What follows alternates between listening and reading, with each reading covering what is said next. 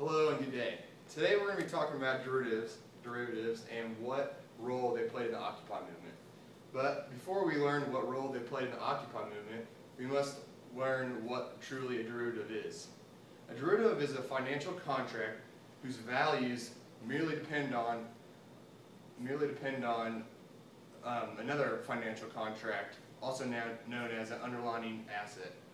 An underlying asset is things such as bonds, stocks, and wheat. Today we're going to be talking about multiple things. First of all, the three types of derivatives. The first one is future, and the second, option, and the third derivative is swap. With these three things, we're going to focus on today how they affected Wall Street. And with that, our call to action.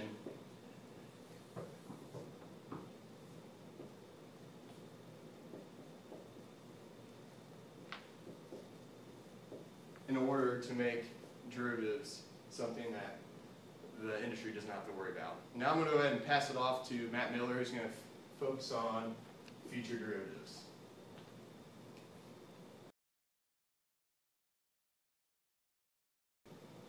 Okay, so to talk about the first type of derivatives, futures, we're going to use an example. So here's 10. And here's John. Now John owns a pineapple farm. And Tim wants to buy these pineapples from John in the future. So they come up with a contract that says Tim will pay $5 to John for X amount of pineapples at the end of the year. Okay? Now, Tim makes this contract for now because he's expecting that in December the price of pineapples will be much higher than the $5.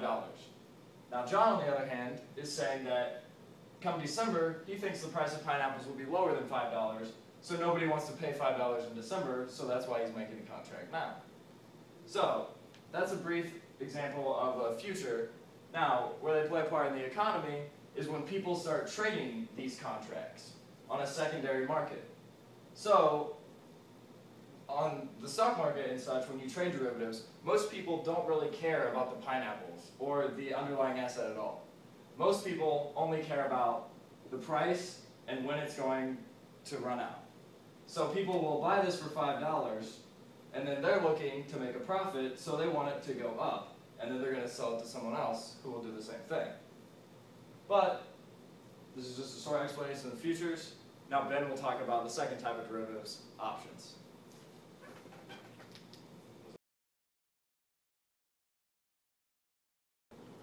Okay, my name is Ben. I'm going to talk to you about what options are. Now let's say you want to buy 100 of an asset for $50 a piece. Well, you can create an option called a call option where you're guaranteed until a specific date to get that many at that price. So now you're basically betting that it's going to go up to, let's say, $60, while the person you're making with is betting that it might go down or stay the same. Well, if it goes up to 60 anytime before that date, you can call on that to get yours for $50, and then you're going to make a $10 profit on every asset.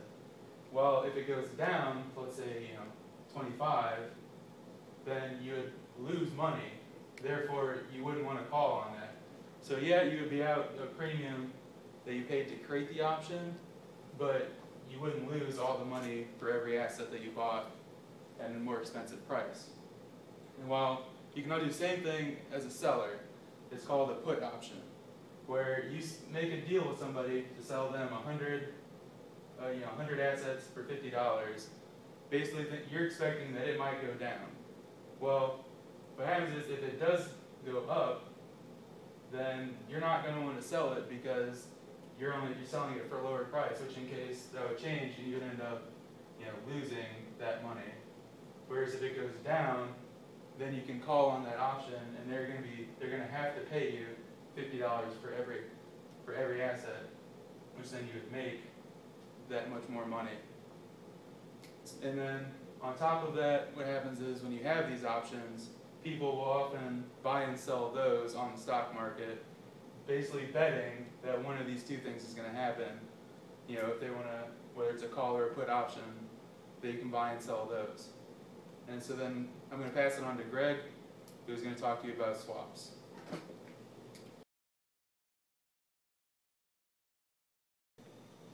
Alright, I'm Greg Ollis. I'll be giving a brief description of what swap derivatives are and a quick example of what they are. A swap derivative is a derivative in which two parties exchange cash flows of one party's financial instrument for that of the other party's financial instrument. And there's 5 types of these swap derivatives. There's interest rate swaps, currency swaps, credit swaps, commodity swaps, and equity swaps. The most common of these is an interest rate swap, and I'll show you a quick example of what exactly this means and how it works. So, we have these two companies up here, Company X and Company Y, and they both are paying an interest rate off. And Company X has a floating interest rate, Company Y has a fixed interest rate.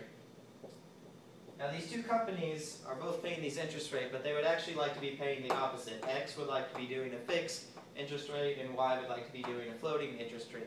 So what they do is they'll actually go through this middle party, usually a bank,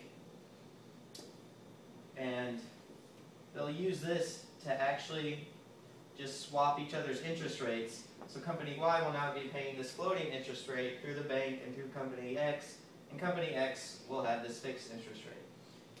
The other types of swap derivatives, such as the currency and credit, they all typically work in about the same fashion, only with different items that are being swapped.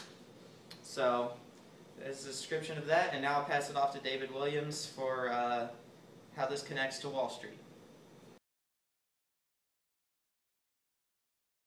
Okay, so I'm David Williams, and I'm going to talk about how derivatives are connected to Wall Street.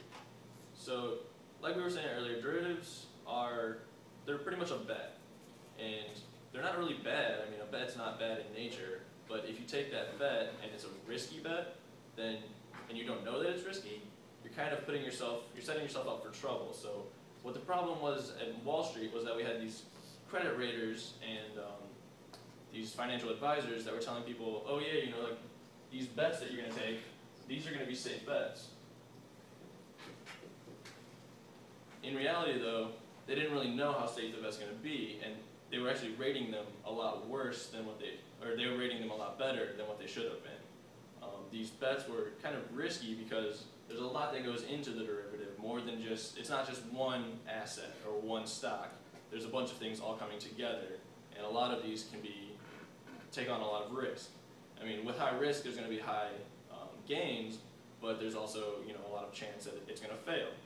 So the credit ratings are taking these risky things and marking them safe when in reality they're actually very risky.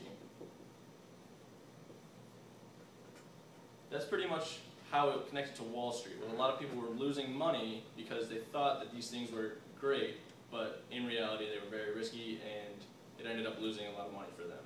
Now I'm going to pass it off to Matt Steelsmith, who's going to tell you our solution.